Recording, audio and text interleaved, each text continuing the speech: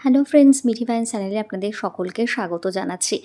আজকে গিয়েছিলাম ব্যারাকপুরের একটি ছোট্ট ধাবা বলা যেতে পারে বা রোড সাইড একটি দোকান বলা যেতে পারে। সেখানের খাবারগুলো কিন্তু অসাধারণ ছিল, কোনো অংশে কোনো বড় রেস্টুরেন্ট থেকে কম কিছু নয়।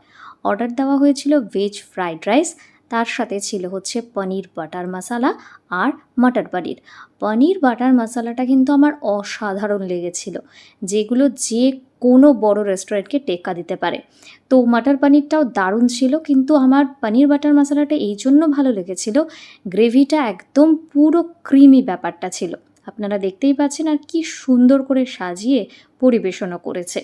সব মিলিয়ে খরচ হয়েছিল 80 রুপিস ছিল হচ্ছে ফ্রাইড রাইসের, আর বাটার পনির মশালা হাফ ছিল হচ্ছে 100 রুপিস, আর মাটার পনির ছিল হচ্ছে 90 রুপিস। একদম নরম তুল করছিল বলা যেতে পারে।